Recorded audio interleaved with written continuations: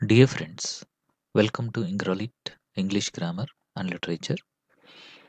ఈ వీడియోలో నేను ఈరోజు అంటే నవంబర్ 27న మనకి సిలబస్ అనేటువంటిది గవర్నమెంట్ ఆఫ్ ఆంధ్రప్రదేశ్ ఏపీడిఎస్సికి అనౌన్స్ చేయడం జరిగింది. ఆ సిలబస్ అనేటువంటి దాని గురించి ఇప్పుడు నేను డిస్కస్ చేయబోతున్నాను. ఓకేనా? అది ఆన్ 27th నవంబర్న మనకి ఈ suggestive syllabus for mega DSC 2024 అనేసి ఇవ్వడం జరిగింది. ఇక్కడ ఇంకొక డౌట్ ఏంటంటే చాలామందికి సజెస్టివ్ సిలబస్ అని ఇచ్చారేంటి సార్ అనేసి అడుగుతున్నారు. అంటే మళ్ళీ ఏమన్నా సిలబస్ చేంజ్ చేస్తారా నోటిఫికేషన్‌లో అనేసి కూడా అడుగుతున్నారండి. ఇక్కడ విషయం ఏంటంటే ఇప్పుడు సిలబస్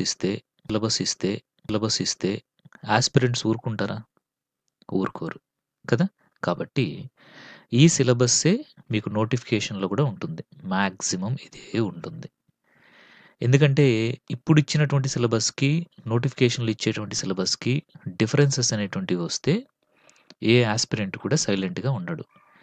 గవర్నమెంట్ కూడా ఎప్పుడు అలాంటి నిర్ణయాల్ని తీసుకోదు. కాబట్టి this is the final syllabus అనేసి మీరు అర్థం చేసుకోండి. ఓకే. కాకపోతే ఇక్కడ సజెస్టివ్ సిలబస్ అనేసి ఇచ్చారు. బట్ ఇందులోంచి మాక్సిమం ఎలాంటి చేంజెస్ ఉండవండి. కాబట్టి ధైర్యంగా మీరు ఈ సిలబస్‌ని మీరు ఫాలో కావచ్చు. మరొక విషయం ఏంటంటే నేను ఏపీఎస్ఏ ఇంగ్లీష్ అనేటువంటి దాని గురించి ఇప్పుడిక్కడ వివరించబోతున్నాను. దాని గురించి మనం ఇప్పుడు డిస్కస్ కూడా చేసుకుందాము. నేనైతే దాన్ని చెక్ చేసినప్పుడు నాకైతే ఇంతకు ముందున్నటువంటి సిలబస్ అంటే ఏదైతే మనకి జనవరి, ఫిబ్రవరిలో నోటిఫికేషన్ 2024లో వచ్చిందో ఆ సిలబస్‌కి దీనికి తేడా అనేటువంటిది ఏమి లేదండి. ఎక్కడ గాని చేంజెస్ అనేటువంటివి ఇంగ్లీష్ సిలబస్‌లో నాకెక్కడ కూడా కనపడలేదు. ఓకేనా? అది. సరే ఇక్కడ చూస్తే మీరు suggestive syllabus for mega DSC 2024 అని ఇచ్చారు. తర్వాత ఇక్కడ ఫస్ట్ పేజ్‌లోనే మీకు ఈ సజెస్టివ్ సిలబస్ అనేటువంటి దాంట్లో follow 2023-24 academic year syllabus for 3-10th classes అనేసి ఇచ్చారండి. కాబట్టి ఇప్పుడు ప్రెజెంట్ ఉండేటువంటి సిలబస్ ఏదైతే ఉందో ఆ సిలబస్‌లో 3rd క్లాస్ నుంచి 10th క్లాసెస్ వరకి ఉండేటువంటివి ఖచ్చితంగా చదవండి. దీంతో పాటుగా నేను ఇచ్చే సజెషన్ ఏంటంటే ఓల్డ్ 10th క్లాస్ బుక్ కూడా చదవండి. ఓకేనా? అంటే అవర్ వరల్డ్ త్రూ ఇంగ్లీష్ అని ఉంది గదా! అది కూడా 10th క్లాస్ ఏదైతే ఉందో ఆ 10th క్లాస్‌ది మాత్రం చదువుకోండి. అలాగే ఈ 2023లో, 24లో ఉన్నటువంటి బుక్స్ ఏవైతే ఉన్నాయో ఇవి 3rd క్లాస్ నుంచి 10th క్లాసెస్ వరకు అనేసి ఇచ్చారండి ఇక్కడ. ఇదేంటంటే ఎస్‌జీటీ వాళ్ళు కూడా ఉంటారు కాబట్టి అందరికి కలిపి ఈ విధంగా ఇవ్వడం అనేటువంటిది జరిగింది. ఓకేనా? మీరు ఏం చదవాలి అనేటువంటి దాని గురించి ఈ విధంగా 3rd క్లాస్ నుంచి 10th క్లాస్ వరకి అనేసి ఇచ్చారు అంటే దీని అర్థం ఏంటి అంటే ఇక్కడ మనకి ఎస్‌జీటీ వాళ్ళు కూడా ఉంటారండి. వాళ్ళని కూడా దృష్టిలో పెట్టుకొని ఈ విధంగా ఇవ్వడం జరిగింది. అంటే ఎస్‌జీటీ, ఎస్ఏ అందరిని దృష్టిలో పెట్టుకొని ఈ విధంగా ఇచ్చారు. తర్వాత మనం చూస్తే ఇండెక్స్‌లో మీరు చూస్తే ఇక్కడ క్లియర్‌గా అర్థమైపోతుంది మీకు. ఫస్ట్ వచ్చేసి ఎస్‌జీటీ వాళ్ళకి, ఇంకా SGT special education, next school assistant అందులో ఉండేటువంటి సబ్జెక్ట్స్ అన్నీ ఇచ్చారు. ఆ తర్వాత టీజీటీ స్పెషల్ ఎడ్యుకేషన్ సంబంధించినటువంటి సిలబస్సు. తర్వాత టీజీటీ ఇంకా నార్మల్‌గా ఉండేటువంటి సబ్జెక్ట్స్ ఇచ్చారు. తర్వాత పీజీటీ సిలబస్ కూడా మీకు ఇందులో ఇవ్వడం అనేటువంటిది జరిగింది. దెన్ ప్రిన్సిపల్స్, ఫిజికల్ ఎడ్యుకేషన్ ఈ విధంగా నీట్‌గా పేజ్ నంబర్స్ తోటి చాలా చక్కగా ఇక్కడ ఇవ్వడం అనేటువంటిది జరిగిందండి. ఓకేనా? అది. ఇంకొక విషయం ఏంటంటే ఇక్కడ ఇప్పుడు నేను మీకు ఈ ఇంగ్లీష్ స్కూల్ అసిస్టెంట్ పేపర్ ఏదైతే ఉందో దాన్ని ఇప్పుడు నేను మీకిక్కడ డిస్కస్ చేయబోతున్నాను. ఓకేనా? సో, దాన్ని డిస్కస్ చేస్తాను నేను. మీరందరూ కూడా చూడండి. ఇది ఆల్రెడీ నేను చెప్పేదేంటంటే ఇంతకు ముందు కూడా మనం కొన్ని సార్లు డిస్కస్ చేసుకున్నాము. అండ్ మోర్ ఓవర్ సిలబస్ అనేటువంటి దాంట్లో ఏం చేంజ్ లేదండి. ఓకేనా? కానీ కొంతమంది స్టూడెంట్స్ మమ్మల్ని అడగడం జరిగింది. సార్ మళ్ళీ ఒకసారి ఇప్పుడొచ్చినటువంటి సిలబస్‌ని అది ఈవెన్ పాత సిలబస్ అయినప్పటికీ కూడా ఒక్కసారి ఎక్స్‌ప్లెయిన్ చేయండి సార్ అనేసి అడగడం జరిగింది. అందువల్ల ఒకసారి దీన్ని ఎక్స్‌ప్లెయిన్ చేస్తాను. చూడండి. ముందుగా ఈ DSC school assistant English syllabus అనేటువంటిది మీరు జూస్తే, ఇది మొత్తం గూడా మీకు 80 మార్క్స్‌కుంటుందండి. అండ్ జీకే కరెంట్ అఫైర్స్ అనేటువంటిది 10 మార్క్స్‌కుంటుంది. పర్స్పెక్టివ్స్ ఇన్ ఎడ్యుకేషన్ వచ్చేసి 5 మార్క్స్‌కి. Class room implications of education psychology అనేటువంటిది 5 మార్క్స్‌కి. ఇంగ్లీష్ కంటెంట్ అనేటువంటిది 40 మార్క్స్‌కి. ఇంకా ఇంగ్లీష్ మెథడాలజీ వచ్చేసి 20 మార్క్స్‌కి ఉంటుంది. టోటల్‌గా మీరు చూస్తే 80 మార్క్స్‌కి క్వెషన్ పేపర్ అనేది ఉంటుంది. 160 క్వెషన్స్ అనేటువంటివి మీకొస్తాయి. ఈచ్ క్వెషన్ హాఫ్ మార్క్ అనేటువంటిది ఉంటుందండి. మీరు ఒక మార్క్ తెచ్చుకోవాలి అంటే 2 క్వెషన్స్‌కి కరెక్ట్‌గా ఆన్సర్ చేయాలి. మరొకటేంటంటే ఇక్కడ మీకు నెగెటివ్ మార్క్స్ అనేటువంటివి ఉండవండి. అదొక హ్యాపీగా మనం చెప్పుకోవచ్చనమాట. అంటే మీరు రాసినటువంటి రాంగ్ ఆన్సర్‌కి మార్క్స్ కట్ చేయడము, నెగెటివ్ మార్క్స్ అనేటువంటివి ఉండదు ఇందులో. హ్మ్. అది. సో, మీకైతే ఇప్పుడు అర్థమైంది గదా! మొత్తం ఇక్కడ 5 సెగ్మెంట్స్ ఉంటాయి. ఫస్ట్ వచ్చేసి GK current affairs, perspectives in education second one, third one class room implications of education psychology, fourth one English content, fifth one English methodology. సరే. ఇంకా సిలబస్ చూస్తే మీరు పర్స్పెక్టివ్స్ ఇన్ ఎడ్యుకేషన్ అనేటువంటి దాంట్లో ఎలాంటి మార్పు కూడా రాలేదండి. సేమ్ మనకి ఇంతకుముందు ఏవైతే ఉన్నాయో అదే విధంగా ఇక్కడ 6 చాప్టర్స్ అనేటువంటివి సేమ్ యాజ్ ఇట్ ఈస్‌గా మనకి ఇవ్వడం అనేటువంటిది జరిగిందనమాట. ఓకేనా? సేమ్ అవే మనకిక్కడ ఇచ్చారు. అలాగే నెక్స్ట్ ఎడ్యుకేషన్ సైకాలజీ ఏదైతే ఉందో క్లాస్ రూమ్ ఇంప్లికేషన్స్ ఇవి కూడా ఏమాత్రం కూడా చేంజ్ కాలేదు. సేమ్ అవే ఇండివిడ్యువల్ డిఫరెన్సెస్, లెర్నింగ్, పర్సనాలిటీ అనేటువంటి ఈ 3 టాపిక్స్‌ని అలాగే ఇచ్చారండి. హ్మ్. పర్స్పెక్టివ్స్ ఇన్ ఎడ్యుకేషన్ కూడా మీరు చూస్తే first chapter history of education, teacher empowerment, education concerns in contemporary India. At the same time next చూస్తే యాక్ట్స్, రైట్స్, ఇంకా national curriculum framework 2005, national education policy 2020 ఇవి సేమ్ యాజ్ ఇట్ ఈజ్ వచ్చాయి. అలాగే class room ఇంప్లికేషన్స్‌లో కూడా individual differences, learning, personality ఇవి కూడా same as it EJ రావడం జరిగింది. నెక్స్ట్ మనం చూస్తే ఇక్కడ కంటెంట్ అనేది ఏదైతే ఉందో, ఈ కంటెంట్ అనేటువంటి దానికి 40 మార్క్స్ అనేటువంటిది ఇచ్చారు. ఈ కంటెంట్‌లో మీకు లిటరేచర్ పార్ట్ అనేటువంటి దాన్ని ఈసారి ఫ్రంట్ తీసుకొనొచ్చారు. ఇంతకుముందేంటంటే మనకి వొకాబులరీ, గ్రామర్ వీటి తరువాత లిటరేచర్ పార్ట్ అనేటువంటిది వచ్చేది. బట్ ఇక్కడేం చేశారంటే ఈ లిటరేచర్ పార్ట్ అనేటువంటిది ఇప్పుడు ఫ్రంట్‌కి తీసుకొనొచ్చారండి. అది.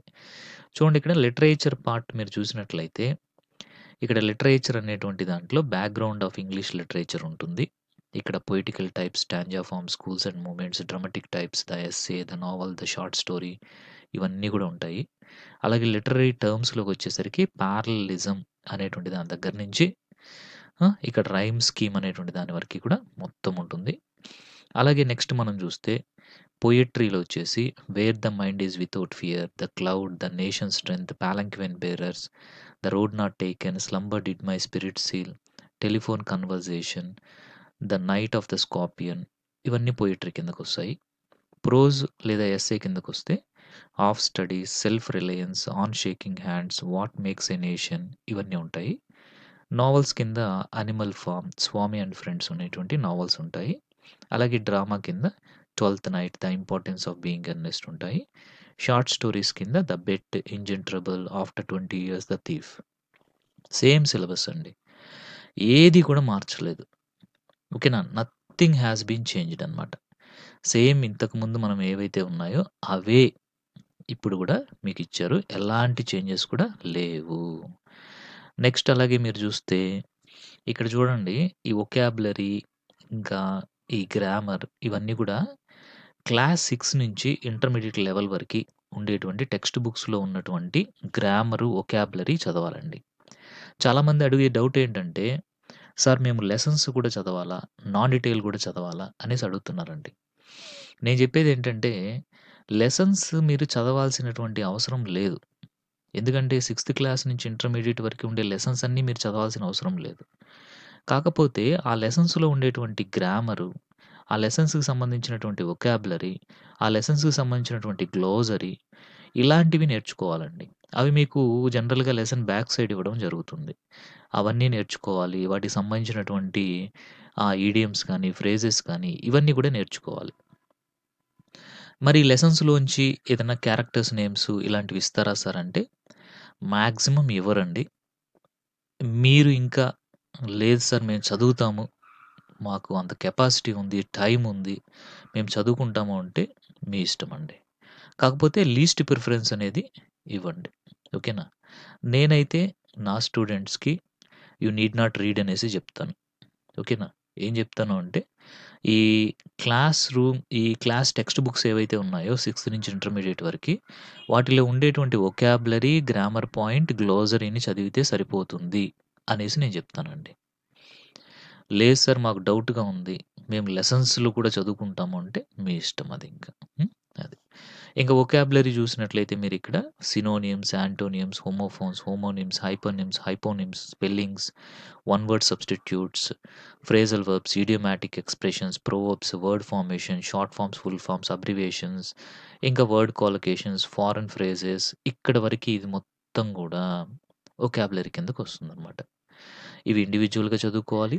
అలాగే 6థ్-11థ్ అంటే ఇంటర్మీడియేట్ 12థ్ వరకి 6థ్-ఇంటర్మీడియేట్ వరకి ఉండేటువంటి సిలబస్‌లో ఇవన్నీ ఎక్కడెక్కడున్నాయో అవి కూడా నేర్చుకుంటే మనకు మంచిదనమాట. అలాగే నెక్స్ట్ మనం చూస్తే గ్రామర్. గ్రామర్ వచ్చేసి helping verbs, modal auxiliaries, ordinary verbs, articles, prepositions, ఇంకా clauses, sentence structures, degrees of comparison, language functions, question tags, types of sentences, sentence improvement, direct speech, indirect speech, active voice, passive voice, tenses, agreement between subject and verb, word order, parts of speech, linkers, transformation, mechanics of writing ఇక్కడి వరకే అండి. Common errors వరకి మొత్తం కూడా గ్రామరే వస్తుంది.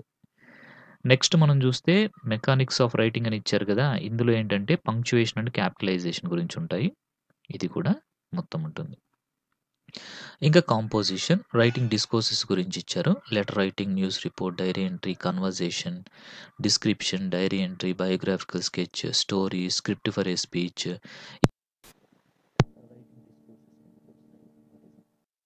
Information చదువుకోవాలి. Next dictionary skills.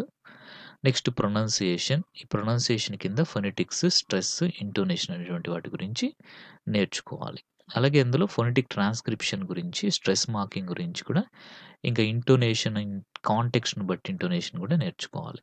ఇంకా reading comprehension కింద ప్రోజ్ అనేటువంటిది పారాగ్రాఫ్ ఇస్తారు. అది కూడా నేర్చుకోవాలి. నెక్స్ట్ వచ్చేసి మెథడాలజీ అండి. This is very important. ఇక్కడొచ్చేసి ఏంటి అంటే 20 మార్క్స్‌కి మెథడాలజీ ఉంటుంది. ఇది 10 చాప్టర్స్ ఉంటాయి. ఇవి కూడా ఏం మార్చలేదు. The first one is aspects of language. Second one is objectives of teaching English. Third one is language skills. Fourth one is approaches, methods and techniques. ఇంకా టైప్స్ కూడా అందులోనే వస్తాయి. రెమెడియల్ టీచింగ్ కూడా అందులోనే ఉంటుంది. Fifth one teaching structures, vocabulary and grammar. Sixth one వచ్చేసి TLM అనమాట. అంటే టీచింగ్ లెర్నింగ్ మెటీరియల్స్. ఇంకా సెవెంత్ వన్ వచ్చేసి lesson planning. Eighth one curriculum and text books. Ninth one వచ్చేసి evaluation in English language. Next 10థ్ one pronunciation, phonetics and phonetic transcription. ఇదండి. అంటే ఏది కూడా ఇక్కడ ఏం మార్చిందేం లేదనమాట. అంటే యాజ్ ఇట్ ఈస్‌గా ఇంతకు ముందున్నటువంటి సిలబస్‌నే యాజ్ ఇట్ ఈస్‌గా ఇచ్చారు. దేర్ ఈస్ నో చేంజ్ అండి. Even the same syllabus we can find in TGT also. అలాగే పీజీటీలో డిఫరెంట్ సిలబస్ ఉంటుంది. బట్ ఇంతకు ముందు ఉన్నటువంటి సిలబస్సే ఉంది. No change. అంటే ఇక్కడ నేను చెప్పేదేంటంటే ఏదైతే మీరు ప్రిపేర్ అయ్యారో అది మొత్తం గూడా మీకు డీఎస్సీకి ఉపయోగపడుతుంది. కాబట్టి ఇక్కడ ఎలాంటి చేంజెస్ అనేటువంటివి కూడా మనకి సజెస్టివ్ సిలబస్ అనేటువంటి దాంట్లో ఇవ్వలేదు. కాబట్టి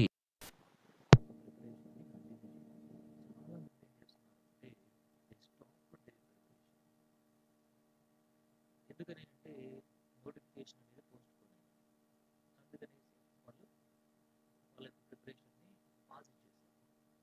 బట్ నేనేం చెప్తానంటే this is the crucial period ఇంకా వచ్చేసి this is the time you have to utilise properly. ఇప్పుడు అందరికంటే మీరు ముందుండాలి అంటే ఈ ప్రిపరేషన్‌ని కంటిన్యూ చేయాలి. మరొక విషయం అండి, మీకు నోటిఫికేషన్ వచ్చిన తర్వాత అప్పుడు మనం ప్రిపరేషన్ స్టార్ట్ చేద్దాము అనుకుంటే టైం సరిపోదు. ఎవరైతే ఇప్పటి నుంచే కంటిన్యూయస్‌గా ప్రిపరేషన్ అనేటువంటిది చేస్తారో దే విల్ బి వాళ్ళు ముందుంటారు. ఓకే. అంటే మనకి ఒక సామెత ఉంటుంది కదా! Early bird catches the fruit. అంటే ఎవరైతే ముందు ప్రిపరేషన్ స్టార్ట్ చేసి కంటిన్యూ చేస్తారో విషయం ఏంటంటే మీరేదో ఇక్కడ సిలబస్ తక్కువగా ఉందనుకోవద్దు. Perspectives in education, class room implications ఇవన్నీ కలుపుకుంటే సిలబస్ అనేది చాలా ఎక్కువగా ఉంటుంది. So don't think that syllabus is less English. Okay, చాలా ఎక్కువ ఉంటుంది సిలబస్ ఇంగ్లీష్లో. You have to study, you have to work hard, persistence ఉండాలి, కంటిన్యూటీ ఉండాలి, డిటర్మినేషన్ ఉండాలి, ఇలాంటి మంచి క్వాలిటీస్ అనేవి డెవలప్ చేసుకుంటూ ప్రతిరోజు కూడా మీరు ప్రిపరేషన్ కొనసాగించాలి అంటే ప్రాపర్ ప్లానింగ్ అనేది ఒకటి ఉండాలి. ఇలాగ మీకు వీలైతే మీరే ఓన్గా ప్లాన్ కూడా చేసుకోండి. లేదంటే మన ఇంగ్రోలిక్ యాప్ అనేటువంటి ఉంది. ఆ యాప్లో ఆల్రెడీ డిఎస్సి స్కూల్ అసిస్టెంట్కి ఇంకా పీజీటీకి ఆల్రెడీ కంప్లీట్ కోర్స్ అనేటువంటిది చేసి పెట్టుకున్నాను. ఆ కోర్స్ అయినా సరే మీరు పర్చేజ్ చేసుకున్నారంటే మీకు కంప్లీట్గా మొత్తం కోర్స్ మొత్తం కూడా ఉంటుంది. మీకు ఇందులో సైకాలజీ, పిఐ, ఇంగ్లీష్ మీడియం ఉంటాయి. ఎవరు కూడా మీకు ఇంగ్లీష్ మీడియంలో కంప్లీట్గా సిలబస్ ఎవరు చెప్పలేదు, బట్ మనం చెప్పేసి grammar, vocabulary, literature, content, methodology మొత్తం కూడా ఇక్కడ మీరు కంప్లీట్ చేసుకుంటారు.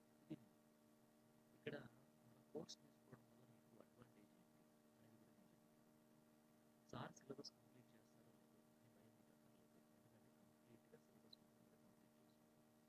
ఇంకా సైకాలజీ, పిఐ ఇంగ్లీష్ మీడియంలో ఎవరు చేయలేదు, మనం చేసి పెట్టుకున్నాము. విత్ ప్రాక్టీస్ బిట్స్ కూడా వస్తాయి.